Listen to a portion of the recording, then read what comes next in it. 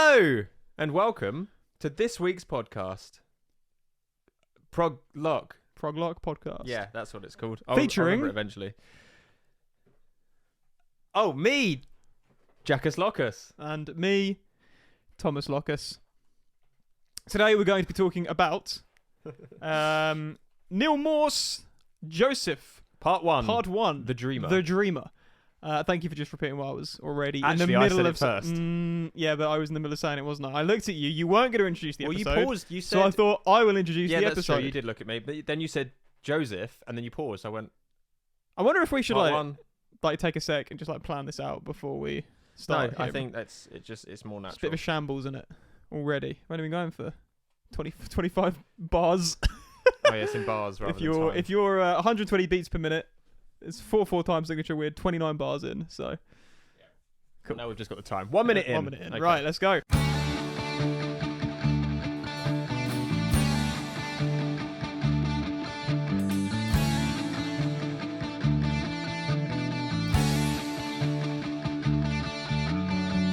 Wait, before we actually talk about the album, is there anything you want to talk about first this week? Like what? I don't know. Our first episode went live this morning. The introduction went live yesterday, and I scheduled episode by accident. I didn't. I went on Spotify to host it, and they were like, "Publish your first episode to see your thing." I was like, "Okay." I don't know why I didn't make the connection that publishing your first episode would mean it goes. Your first episode, yeah. I had to go through several dialogue, and I thought, "Oh crap, that's live." So I scheduled the first episode, the actual first episode, the Voyager review for this morning at 8 a.m. Yeah. So I think the plan will probably be moving forward to do one episode a week, 8 a.m. on a Tuesday, so you can listen to it on your commute to work or school or whatever it is you do on a Tuesday morning. So I wonder if you had any thoughts on that or any interesting news or anything that's happened to you this week that you want to talk about. Talking about the scheduling is that's the plan, isn't it? Like we said, it's a plan. It doesn't mean we're going to stick to it because obviously it's going to be difficult in 2.5 weeks' time when I go to America for 4 weeks. Yeah, we're going to try and make it work while you're away, but we haven't quite figured out how that looks yet, whether that means sort of me staying up till 2 in the morning to record an episode with you and vice versa, but we'll figure it out. Yeah, we'll see. I need to find space, need to find time. I need to know whether it's going to be okay with a potential decrease in sound audio quality.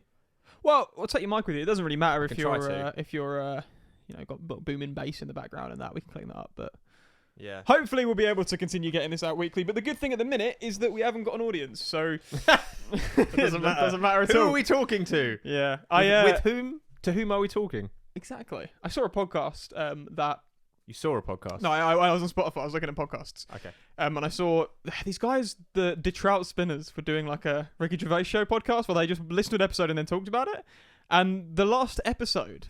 It's doing a podcast on a podcast. Yeah. Why would you...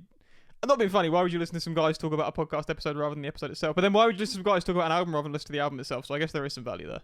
Well, yeah, but I've also listened to the Prog Report podcast, and they've got me basically checking out every single artist that they interview. Oh, there you go then. So there is some value. But anyway, this last episode... That's why they're important. That's why reviews are important. Yeah. It's like, you give your like subjective opinion, but at the same time it might be a band that you've not heard of, or it might be I didn't think of it that way, and then you just sort of listen and sort of open your mind to maybe I should try listening to it like that. Actually, that runs into this session I'm today. Not there. I know, but I was going to say okay. I'm just foreshadowing. Nice. That this runs into my thoughts on this album as well. Actually, little trade term there. What I was going to say is what I'm about to say. I've watched films before because reviewers, because reviewers that I like have made reviews on them, and I've wanted to like watch the review, so I thought anyway I need to watch the film first. So I'll watch this 2-hour film to watch a 20-minute YouTube video. I've done that kind of thing before. So that's true as well, because and as with films, there's so many albums and artists out there that most of them aren't even going to pop up on your feed. You're not going to know if they even exist, and then if someone publicizes them, then you know about it. Exactly. That's exactly it. Yeah. But no, so it was episode 66. They've done a lot of episodes of this show. They've been going for like 4 years. And the last episode, they said, we're taking a break. No one's listening. And we're not listening to Carl anymore either. So. Anyway, I just thought that was a bit sad. So let's not end up there in 66 episodes time. So what? December 2024. We'll be reviewing all of the latest prog Christmas albums. Let's see where we're at. Let's see if anyone's listening. Yeah. Yeah. So excellent. Brilliant. Yeah, no, I don't really have much to say outside of this album. Except, should we go into it? Yeah, also one more thing. I've come up with a little feature for the end of the show. Oh, here we go. You might remember when we did the Dead by podcast.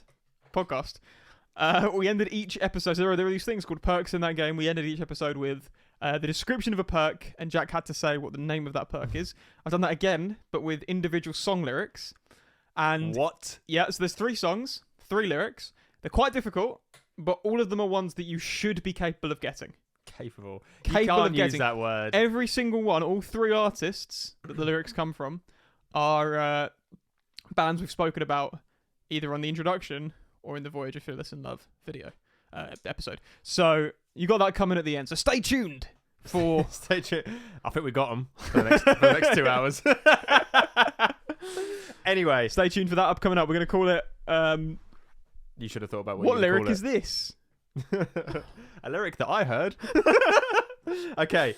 Right, moving into this album. Okay, cool. I like the idea of maybe doing like a 5 or 6.5 minute, as we have here, intro, and then just going into it, so that people know that if they're not interested in our lives or any little you anecdotes, get great chat, and then we talk about great music. So. Yeah.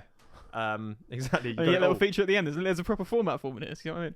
Exactly. Yeah. That's the idea. So Joseph, the Dreamer. Yeah. Part 1. Okay, so I need to put out progressive.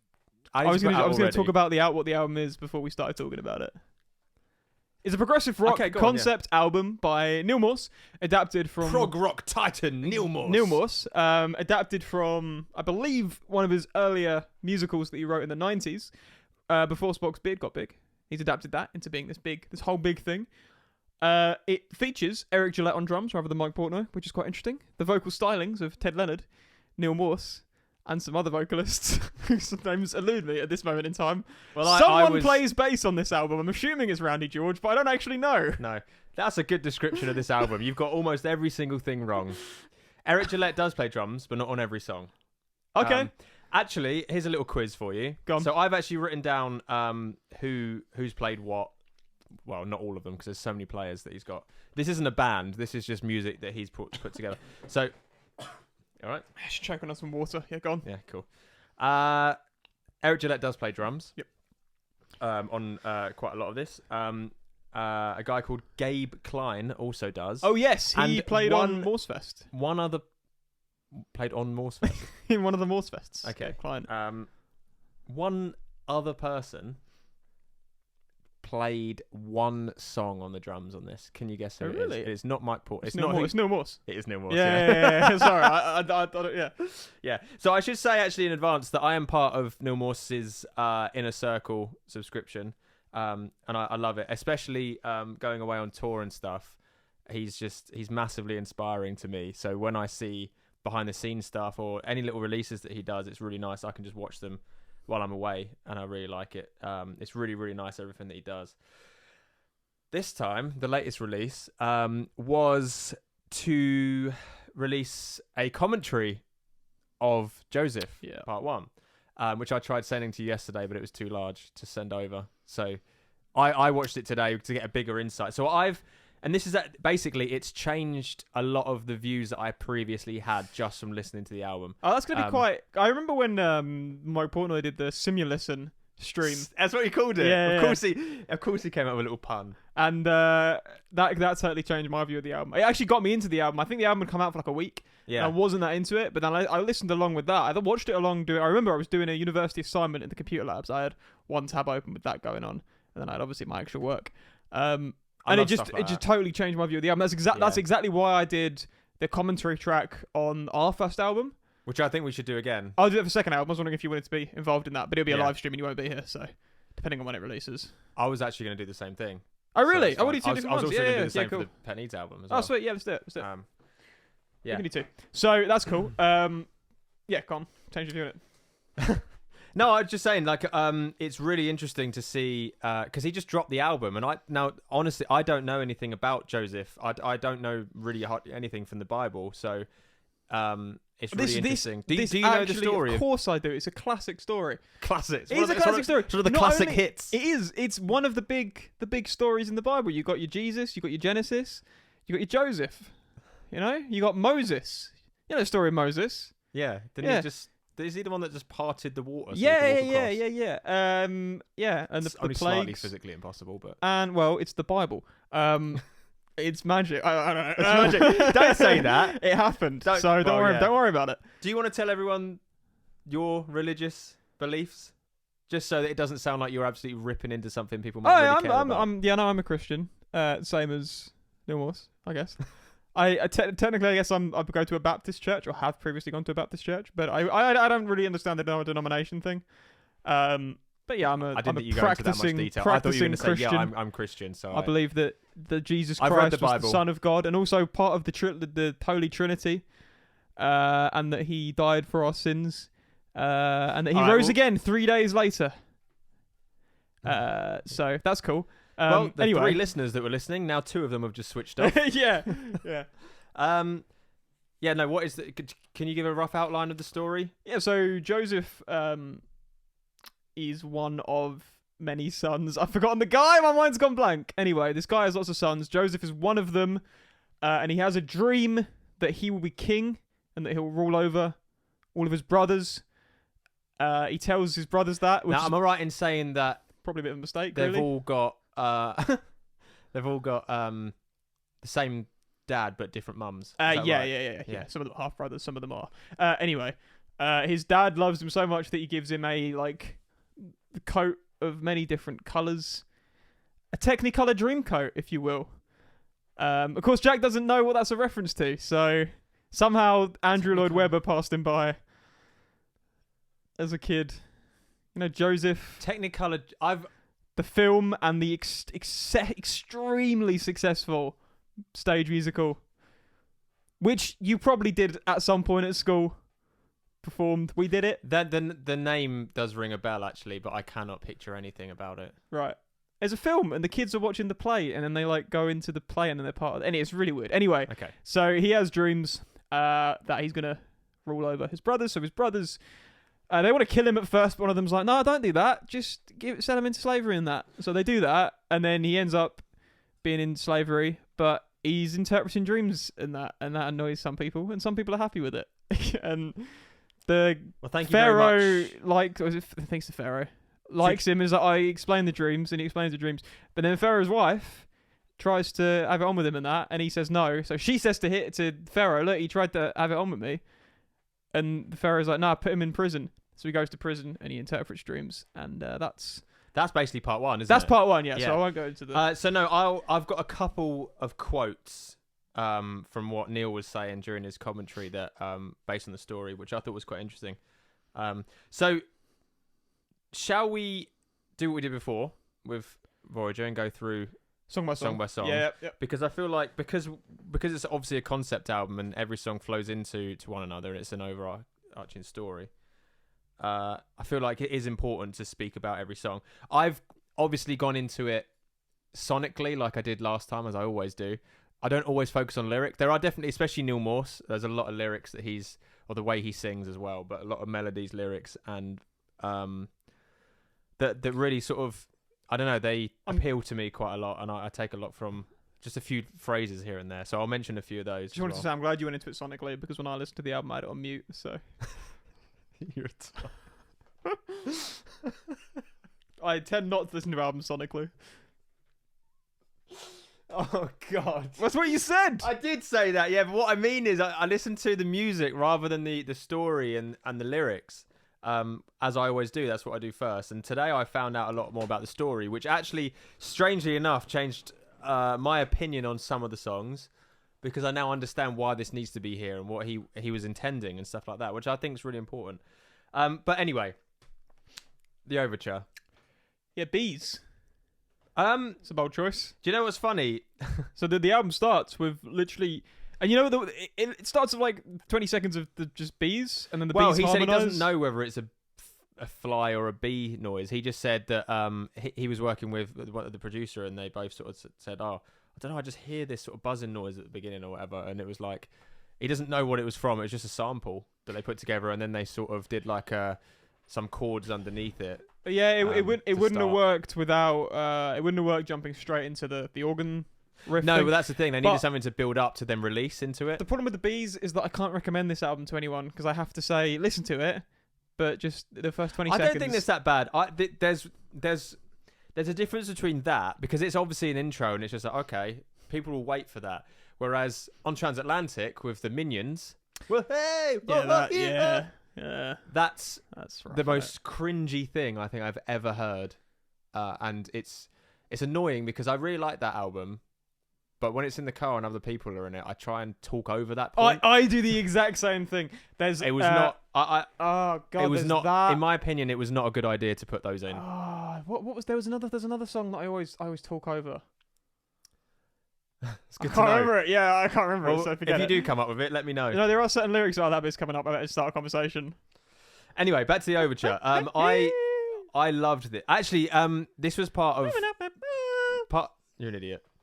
Part of this was the first single. It started off with part of the overture, didn't it? Yeah. And then it went into like a wall, I think it's called. Yeah. But yeah, it started with this, which I think is really cool because it's like a little teaser of what's come previously. So I thought that was a really good idea. And I loved it. That it's a great overture. It's so Neal Morse. It's crazy. And the extended version as well. Because you know when you get used to a song and then it changes, it's like, oh, I don't know if I like that because I'm so used to the other version. This ties into our single discussion last week. Yeah, exactly. Yeah. But the single sets the tone for the overture and the first song, and then, which I guess makes sense because they flow into each other. But now you've got like an extended version of it. Yeah, I thought it flowed in really well. But the extended part was so good. Didn't we get that with the Similitude overture? No, that was just the whole thing. Because it started off with that was a single. The Long Day. I remember the first time I listened to it, it's the piano bit. Dun, dun, dun, dun, dun, dun, dun, dun, dun, dun, and I remember thinking, saying out loud to myself, oh, here we go. But that wasn't the start of the thing. That wasn't the start. No, that was like halfway through. That was into it. Yeah, I was just thinking that. So I don't know why I thought... No, it starts off with the Lost... No, I know. But the first time I listened to it, I didn't know that, so I thought that was going into it. Anyway, it's not really related. It's just singles messing me up. But yeah, so I thought it was this track is annoyingly... I'm going to put it out there already. This is my favourite track on the whole album. There are reasons for this. This is just so Neal Morse. The whole thing's amazing. I love how it all goes in. It's messy, but it makes sense. And the strings, it's emotional towards the end. There's some really cool bits. Eric Gillette is drumming on this one. And the drumming's really cool. You know, when I first listened to it, I didn't know it was Eric Gillette. And I listened to it going, well, that guy likes Mike Portnoy. There's a lot of classic Portnoy fills in there. Yeah, of course. In the videos, they couldn't get Eric Gillette for it, so they had some other guy standing in. Yeah, and a little side thing, and it always bothers me. I don't think it's the drummer's fault. It's probably the guy whoever edits the video. Please just listen to the drums and look at what they're actually doing. It's not in time, is it? It's never ever. There's in every single video, the drums are always off. And you know what annoys me more? Most people don't even notice. It's just the drummers that will go, he didn't do that. Like his arms now, he only hit the snare 3 times where it's clearly 4. Yeah. You know? But no one notices. Usually it's what annoys me is when they slow the video down while showing the drums. But that's obvious that it's slowed down. Yeah, but it's like, well, I can feel the image and I can't hear it. Yeah, and it's also strange, isn't it, that when you watch a music video, the song just it comes across and it feels different if you just listen to it with your eyes closed, because you imagine what they're doing, like, and it's always cool. Like the drum feels like bum, bum, bum, bum, and you look at it and you go, well, he's not playing that in the video, so it ruins the whole experience. So when you watch a live show video and whoever you look at, whoever the camera is currently on is the person who sounds the loudest. Yeah, exactly. Even though they haven't been turned up or down at all. Exactly. Or have they? I don't think so. No, I don't think so. That's true. Yeah, I said the same. I was just not keen on the Bees. Great overture, good rhythm. Love Eric's drumming, but I kind of wish it was Mike Portnoy. Would have been good to see what Mike Portnoy would have done with it. Make it a bit more cohesive. But we know what he'd do. We know it is Randy George playing bass, isn't it? No, it's not. He's not on this album. No. Wow. I haven't got. I only picked up on a few members, mostly the singers. I feel like those are the ones that I should, because they're playing characters in this. But I thought, because I'm a drummer, I thought I wanted to see who drums these parts. I will say this, and this is my exact quote. There are parts in this that make your face scrunch up, like you're like, yeah. And it's so Neal Morse. Oh, waka waka waka waka. do. Yeah, I just like. There's so many cool bits. Do. Yeah, it was really cool. It's kind of cheesy and video gamey. It's not but cheesy, no, though. it is cheesy, but it works. Do you know what's funny is it's emotional, but and it's I've cheesy. said this, like there's so much cheese going on in progressive music. It works because it's sort of quite quirky, but I can't wait to make you listen to Tiger Moth Tales. and we'll do it. You're gonna hate some of the cheesy bits. I don't. Well, we'll see. We'll see. I love them, but Well, it's fine. you're But not that's what I was like going to say. Like Neal Morse for me, like he always, for me personally, obviously subjective. He always sits on the edge of too much, but he never goes over it. His live show, the way he move, because he's so into it and he believes everything that he's singing. It's not cheesy for me. It's just him and his passion, and it's like it becomes more believable to me because of how passionate it is for him. Well, actually, that I was going to say the next song, Before the World Was, is about as Neal has this predefined formula, I think, of like the intro overture leading into a slow emotional song that sets up the themes of the. He's done it so many times. This is one of the best times he's done it. I love this song. Why do you think that is? Because I've got an opinion on that. Why is it so effective? It's a I don't know. I just think it's a really strong. It's super emotional. It's very strong, like sort of chorus. It builds up quite a lot. It carries the themes over for the rest of the album. What's your theory? I just think it's the transition from the two songs that does it. It's like it's from this big. There's the most slow and fast bits, and it goes all over the place. Tempos change, time signatures, blah blah.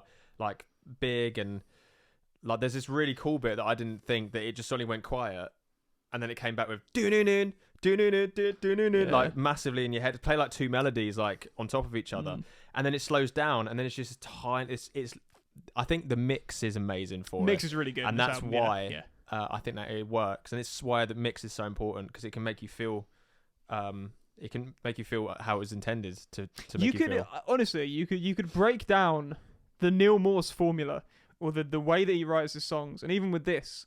It's never simple. It's never just like even on his singer-songwriter albums. It's never just his verse, chorus. There's always little things that he's doing to create an effect. I'm sure he's aware of them as he's doing it. Same with this. He's probably thinking that was big, that was massive. Now we're going to break it down into this slow sort of emotional. I think he thing. does, but I think there's a kind of the vocal performance or the song becomes an overture for the rest of the album and the way you're going to feel. It's like an emotional overture. I think he does do that on purpose, but I also feel like he just does it naturally. That's just what because he says before like, oh, we tried this and. Because I've listened to stuff that he's done before and spoken about it, and it's like, oh, that bit was so cool. Like, it's so perfect. Like, he obviously made sure it was like this, and he just said, like, I'll just trying stuff out, and this one worked. He just has this way of building up a certain amount of energy within a song, and then carrying that through multiple different songs, just flowing through. And even though this goes from being this big thing to this quiet thing, that energy just continues throughout it, and you feel like you're watching a play or a musical or watching a film. It's kind of the same way that a director.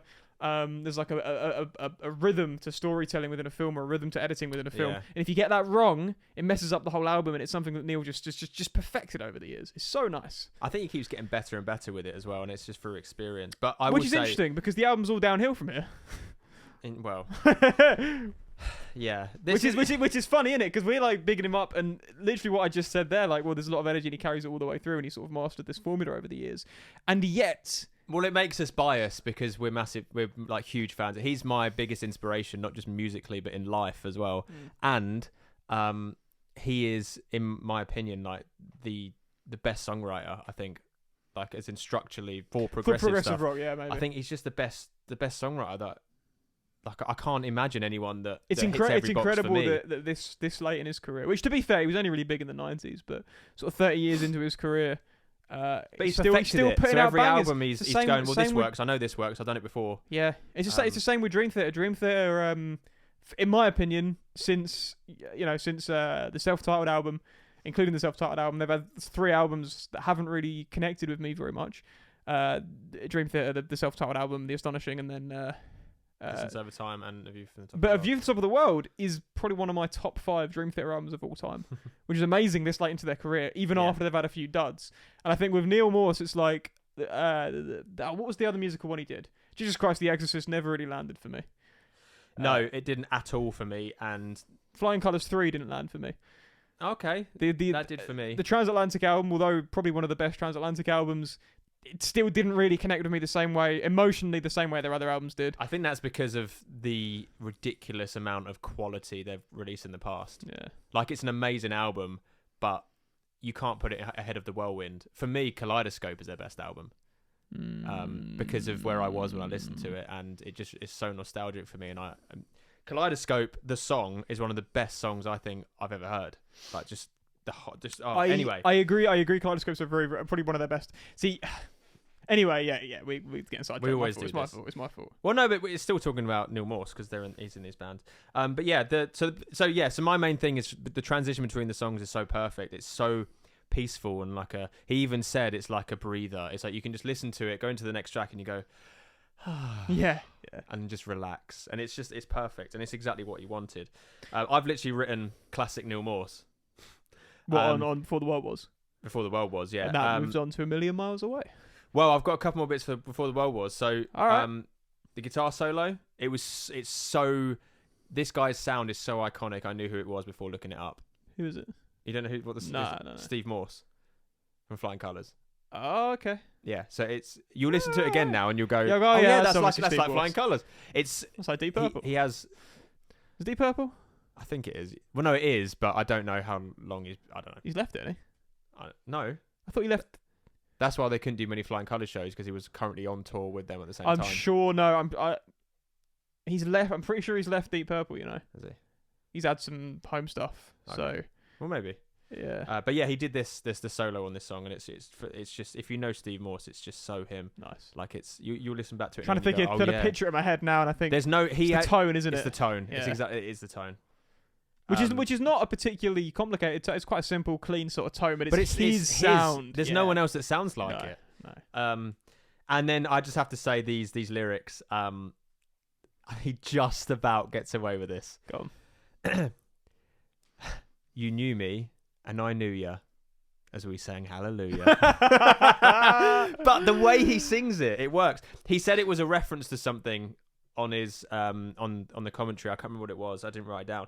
But just the way he sings it, and it's emotional. Like the way it builds up, the pre-chorus, and every single part of that song. I think that in fact, Before the World Was is my favourite song with vocals on it. Yeah, because it's just so him. I think that but it Dream still hits Overture into hard. Before the World Was definitely. But yeah, A Million Miles Away. I just want to we're like 27 minutes into this and we've only done 2 songs out of 16, but I've got to be honest. But those 2 are the ones I want to talk about the most. I've not got very much to say about certainly the later songs. So yeah, so we'll go on to it. So A Million Miles Away. Million miles away. Like it's okay. I've literally said it carries the energy through. It builds it back up after a slow song. It's fine. It's like going, okay, where's Neil from? Listen to that song. Oh yeah, Nashville. Like, it's very country. Yeah. Genre bending. And I've written down, I wouldn't normally listen to this style of music, but because it's Neal Morse, it's like, it's Neil the Morse. Concept, isn't it? That's but it's not just that. I've listened to a few of his singer-songwriter albums, and which I wouldn't listen to that style of music, but because it's him, it's like I connect with it more. Yeah. It's so crazy how his personality coming through something like that makes me want to go, you know what? I will connect with this. Yeah. It's amazing. Anyway, that's doesn't what he I've open got. with like some "oh yes" at the start?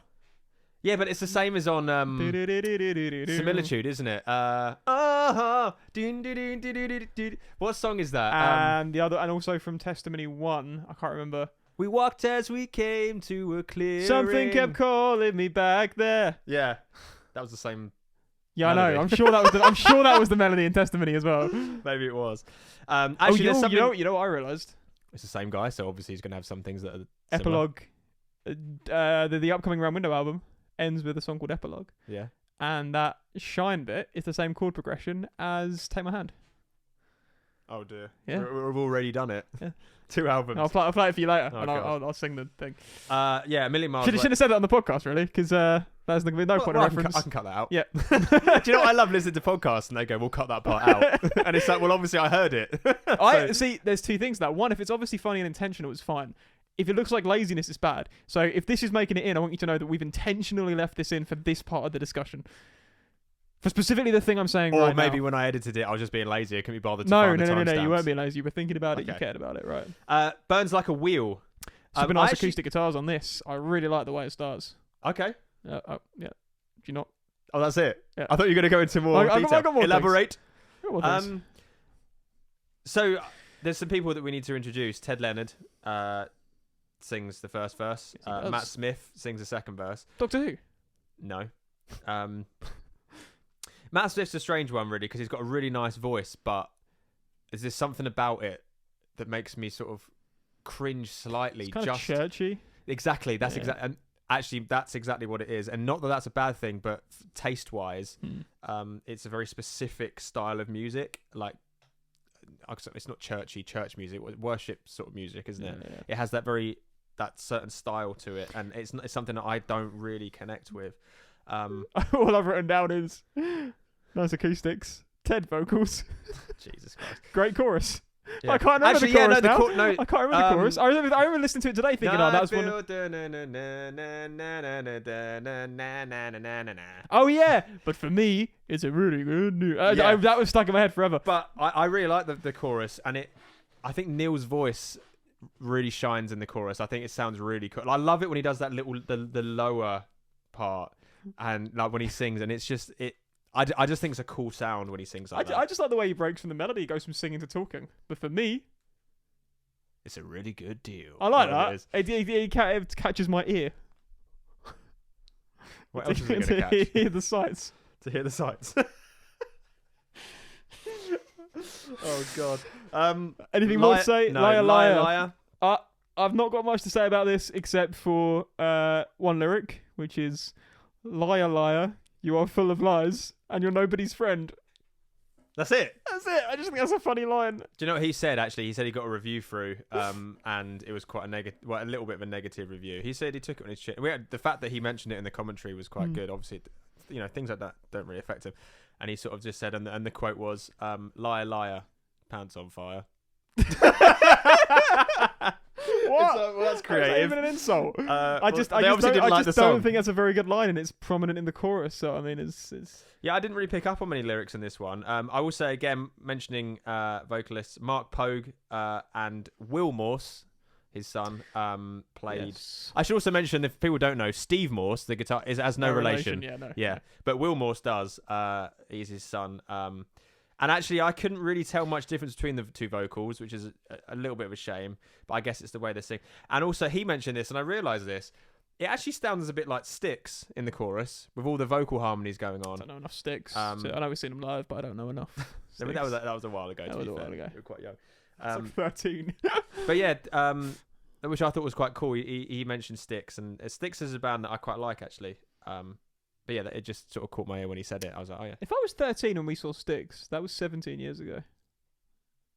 Holy moly. Wait. What? I'm 25. Hang on. You're not 30. I'm 30. Ignore that. So 12 years ago. It would have been 7, yeah. Jeez. It was at Wembley. Okay, so this is where it's throw him in the pit. It's a bit cringe, isn't it? It's a little bit cringy. Starts to lose me at this point of the album. I still love this album. In the storyline, anyway, this is where they were saying, a lot of them were saying, let's kill him. Yeah. And a few of them, and he was saying the nice guys said, throw him in the pit, which is basically sending him to jail. Which is crazy, really, that he's been put in that position in the story. Oh, no, but then, see, I just said that, but I really like the way it goes into the, we'll say, little do we know. I really like that. I like the way it changes the key. Yeah. And then it goes dun, like it brings themes back from the overture. Yeah, maybe it's exactly what you were saying earlier, that throw him in the pit thing. Maybe it's just the voice and a thing of taste rather than necessarily like objectively being poor or a little bit cringy. But then, see, this is the thing with Neal Morse. Neal Morse is the dad of prog rock. Do you know what I mean? He's not even that old. But he's such a dad. Everything he does, it's like I could imagine a dad doing it. It like embodies the way he acts, but Jesus, like not the way he does music. No, but it means that whenever there's a little bit of a little cringy line here and there, you go, oh, that's sweet, isn't it? But I think with him, I've noticed this, but the thing with him is that he likes telling a story, and it has to be direct. That's the thing. He's telling. It's like a play. Yeah, he's very upfront. Here's what I mean. Yeah. But it's like a play. You have to have lines in a play. But you say that, but songs like Transatlantic is a bit less overt. yeah, but it's not this. This is him. This is him writing everything. This is exactly how he wanted it. Whereas But, he'd but, have other but people. all I'm saying is that he does. It's not like he lacks the capacity for like more nuanced metaphorical stories. No, of course not, because obviously he wrote a lot. He wrote the lyrics in Similitude and Great Adventure, and I thought they were great. That was the perfect balance, I think, between metaphor and actually telling the story. Exactly, Yeah. I agree. Yeah, I actually read The Pit. I thought it was a really cool song. It's the next, probably somewhere near my third, fourth favorite. Really cool instrumental section, and there's some really cool drumming in it as well. I thought towards the end there's an instrumental part and it goes into like a darker riff, and I thought it was really cool.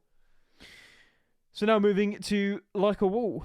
Yeah, which was the lead single. Like a wall. Actually, when I listened to this song, it hooked me on first listen. From the lead single. Was that painful? And the interesting thing, little link back to Dead by Podcast. What? Being hooked. Oh, yeah, that's yeah. Anyway, yeah. Interesting that he didn't think this was even he said it in the commentary, he didn't think this was a single. But the label wanted it to be. It was a single. He just It was released as a single. Yeah, but he didn't write it to be one. He didn't think it mean. was going to be one, and he said the label wanted it to be, so it was. And he just said, "Yeah, I guess it went down well." So it kind of makes you think again, like he didn't want it to happen, but the label were like, "No, we're going to do this song." Oh yeah, again the single discussion. Yeah. And he didn't say it like in a negative thing. He just said, "Well, I didn't sort of think this was going to be, but they wanted it, so it was." And he goes, "I guess it went down well." Yeah, it's a good single. That's great. I think it hooked me on first listen. Like I said, it was. I think it's a really, really cool song. The chorus is really cool, really big, like bright. How does it cut off at the end? Because in the Exactly the same album way. it goes straight to Gold Dust City, doesn't it? It's the same thing. Okay. It's exactly the same thing. It's like a tiny little finish, and then it goes into the next one. Because Gold Dust City is a weird one. This for me is where the album pretty much. Gold Dust City. Yeah, it completely loses me here. This is not to my taste at all. I think Gold Dust City is a good song. I completely switch off. And actually, I don't like it. And actually, he even said the sample at the beginning he really likes, and I think that I really like that. I don't like that. No, I like that. It's so obvious that it's a sample, and he just found it online and stuck it at the beginning. Yeah, I didn't think it was him. He even said, "I don't know what it means, but I like it." Oh, okay. Get my own place. Get a job. Yeah, it's like that. Yeah, space divest or whatever it is. Yeah. But it's fair enough. I mean, again, artistic direction. That's his. This is the thing. Everything in here is intentional for him. Like he's done this album. You know. I've literally written. New singer comes in, Jake Livgren. And then I put, it's all right. That's it. Those are my notes. Here's the problem. So we're weakest song so far in my opinion. This is song 8 out of 16, and the next song is Slave Boy, which is terrible. I hate it. I don't stop with the female trying to sing sexy lyrics. It makes me so uncomfortable. I just skip the song. In fact, when this comes up, I turn the album off. This is where I'm done. And it's really bad because it's fine. It's necessary for the song. In the story, she tries to seduce him and he rejects her. And then that's what leads him to be in prison in the first place. It's essential for the story. It's essential for the story. I just wish it was told in a different way. I'm on the line with obviously in Snow. What song is it? Devil's Got My Throat. No. Yeah. No. Welcome to New York. No. What's the one with the Anyway. Yeah, I don't like it. I'm not a fan of this. I understand why it's in there. Same with Out of Sight, Out of Mind. Nothing against the person singing. Nothing against Neal Morse because obviously he's listened to this. And actually, I'm interested in if he said any. Yeah. Sorry, I'm interested to see. I ran out of words. I'm interested. Someone's used all the words. I'm interested to see if he said anything about it in the commentary because I imagine that if was I a have very any words uncomfortable 5 minutes. Have Have you got any for me? I can't remember that guy's name. Anyway, well, these are mine. Okay, really cool drum opening. The drums are really good in this. Gabe Klein is on the drums here, and I think it was really, really cool. Like as a drummer, listening to that, goes, yeah, that rocks. Now the female vocal is a woman called Talon David, and I've literally written, to me it sounds quite sexy, which takes me completely out of a Neal Morse album. I hate it. Don't like it. Even like I said, I have as well. Even I'm aware of part of the story because of her. She's trying to seduce Joseph, and he's saying no. Yeah. And also because I will say this because it's him, because it's Neil playing the part of Joseph. Yeah, that's why. I and also, will not do this thing. but it's not that. It's I will not do this thing. Oh yeah. And she, I will say, has an amazing voice. Oh yeah, She's an amazing singer. But then there's nothing. why and Neal has to do his weakest vocal performance straight after that. I'm difficult. I'm slating this song, and it's a fine song. Neal, writing wise, it's fine. If Neal is comfortable doing this kind of thing, it's fine. Well, he obviously is. It's purely my personal taste that I'm not comfortable with it. So for me, the song isn't very good. The song is fine. It's you might even like it. I think the don't. vocal melodies that she does are really cool as well. They go off on tangents that I didn't think they would. Technically, everything's fine. Everything's fine. But this is the point where I check out, and unfortunately, it then goes on to Slave Boy, which is quite similar, in my opinion. That is Slave Boy. Oh, sorry, it goes into Out of Sight, Out of Mind. Out of Sight, Out of Mind. And it finishes, doesn't it, the previous song with Out of Sight, Out of Out of Mind. And that reminds me of Hamilton. Yeah. And that's where, again, it gets a little bit too like a play for me, like a musical. And I don't... I've got to be honest with you. I put cool track, quite theatrical. I cannot even, in my mind, think of a single part from Out of Sight, Out of Mind, Wait on You, or I Will Wait on the Lord, or even the Dreamer Overture Reprise. Those 4 songs, in my mind, I can't even picture them. Well, let's which is get weird through them. Because Ultraviolet Dreams is the 14th song. I can get that in my head, but for some reason, those 4 songs, there's just nothing there. I don't know what it is. My mind cannot. I've listened to this album maybe 20 times, and I check out after Slave Boy. I struggle. The Wait on You song. So it's a really so you know where you are in the story. If you do know that, it makes complete sense. It's a really peaceful opening, just with that guitar. He's in prison. It's a 12-string, and it says, he goes, what would it feel like to be alone in a dungeon? Like, what would it feel like? Sure. And that's it. It's like ring, ding, ding. That's really cool, ding. and I'll listen to it again maybe. And that's cool. And this is, I will say, Wait on You is a good song. I don't know it. I don't know it's massively epic at the end, and it has an Eric Gillette guitar solo. I can't picture it at all. I can't it's even, epic. It's a shame. I need to I would really listen to that song now. After this, listen to that song on its own, and I think you'll change your mind. Okay. I think, but you've been put off by the previous track. Yeah, I think that's it. I Will Wait on the Lord. The only thing I have to say is absolutely not for me. This one, a full choir song, absolutely fine. I put literally, it fills your whole brain with noise. It's got like the low end, it's got the mid, it's got the highs. It fills everything really, really well. I can't even picture it again. Is it like Glory of the Lord in question mark? It's like, oh, oh, oh. Like it's. Okay, I honestly have no recollection of that. Oh god, I don't get anything from it emotionally, but sonically, if you were to listen to this and loud on earphones, it's sonically really powerful. Okay. But for me, that's 100% a skippable song, unfortunately, because it just doesn't do anything for me. He was talking about the lyrics in it. He goes, "Oh, this is cool," and I was like, "I can't understand any of the lyrics." Anyway, it's just to me just loads of vocals. Anyway. The cool thing next is the Overture Reprise. Again, there's nothing, I can't even remember it. Which is amazing for me, because I like the energy to be brought back up at that point and stuff like that. Ultraviolet Dreams, this is the one where Neal played everything. This is the one he drummed on. He says... I like this song. It's okay. It feels like a transitional song, like towards the end of an album of like a part 1. It fits perfectly in the story. I'm just looking up the lyrics to try and jog my memory, because I think this is one I did have stuff to say about. But well, he said this is when... Joseph sees visions of God, showing him that he's gonna do all these amazing things and save the world. Basically, that's where he's like that's what that's about. So the ultraviolet dreams are his visions, and it's what he sees. Cool, and that's a pivotal part of the story, because that brings you on to towards the end of part 1, really, in the story, and going into part 2, I assume, of him coming out of prison and doing all these things that he was supposed to do. Heaven in Charge of Hell. Yeah, this was annoying because this was the second single, and actually watching it, this song coming out is where we heard all the different vocals, and that made me quite wary of this album, because I didn't like Jesus Christ the Exorcist because it was too theatrical, it was too cheesy, it was too much for me. And this is really annoying. That I have absolutely nothing to say about these songs. It's like from Slave Boy, my mind switches off. Yeah. Honestly, this isn't me not doing my research. And like before we even were doing the podcast, I was excited for this album. I've listened to it genuinely like 20 times, over and over again in the car when it came out, and then again the last couple of days knowing I'm going to be reviewing it. And even so, these songs have just had absolutely no impact on me whatsoever. It's a shame. Is crazy, because they're probably really good songs. I don't know what it is. It's got to be Slave Boy that does it for me, but it's weird. which sucks because it's a great album and Yeah. it's otherwise a great album. I'm looking at it, I'm like, this is probably one of the best releases Neal's done since the last one he did. So Well, it's we'll probably talk about that in a the sec. next album of all time.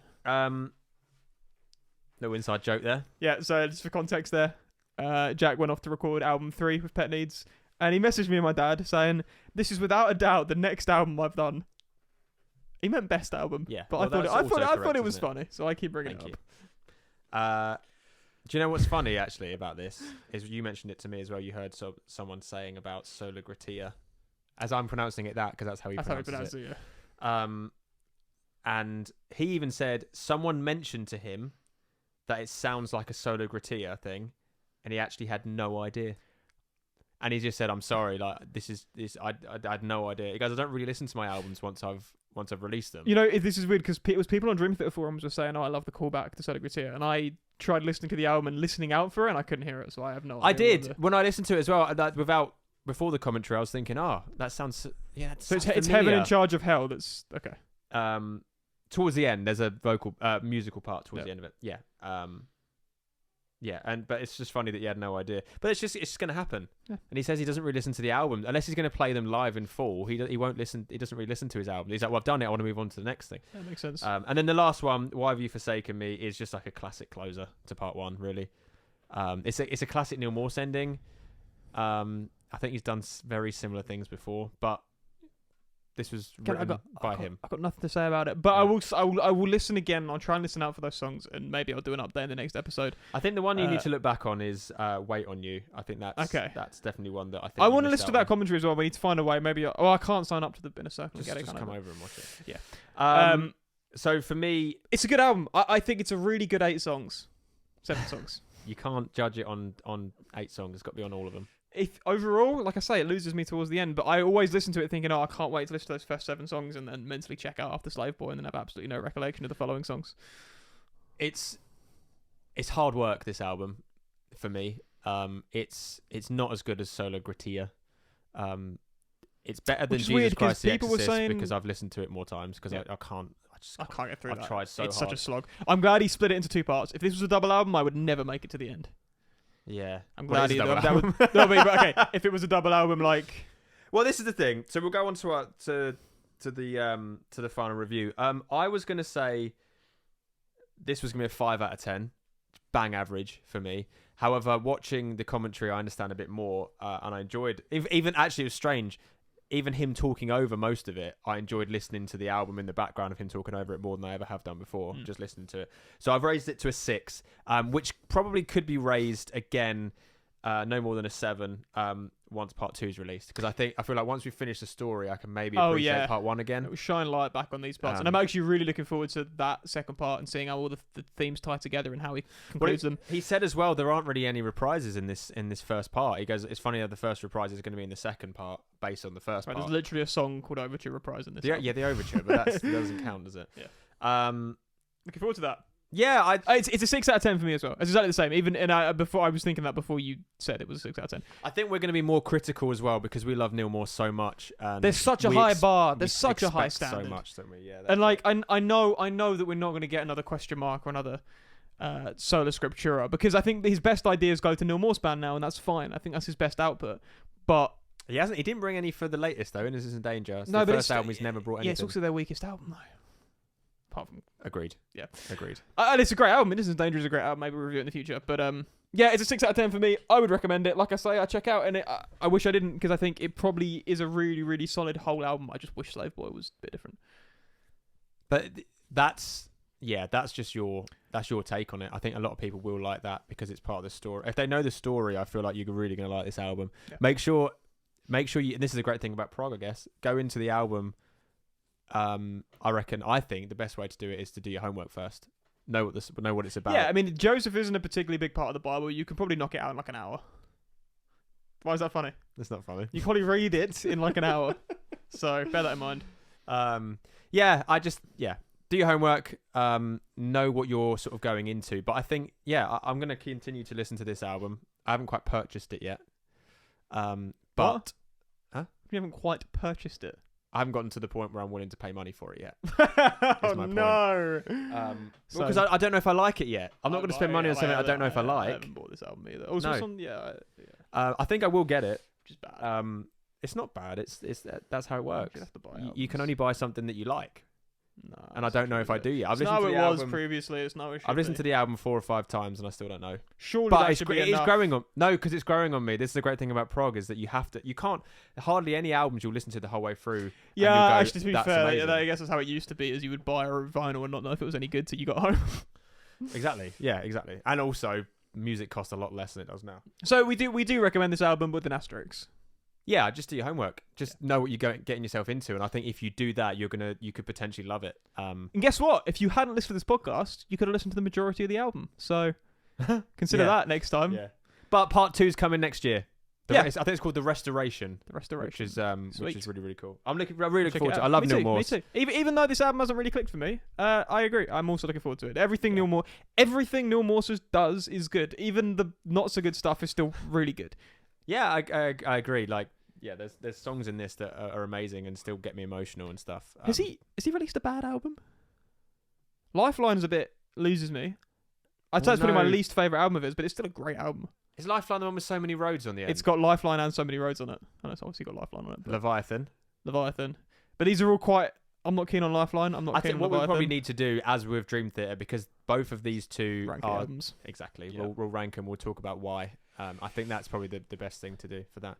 You want to do this little quiz? Yeah, so, as promised, that's the end of that review. This is the final feature to close off the episode. We've only got a little bit of time before Ipswich kick off against Hull City. Oh, God. Let's see how that goes. We've lost 11 times to them. We've beat them once. Okay. So by now, when this is out, you'll know the answer. So anyway, probably by the time I edit, well, it will be by the time I edit this as well. Yeah, we've got 3. Yeah, you're editing it the next day. Anyway, we've got 3 songs, 3 lyrics. Okay. You need to tell me, ideally, what the song is, but also maybe just what the band name is. That might do as well. Okay. I don't know.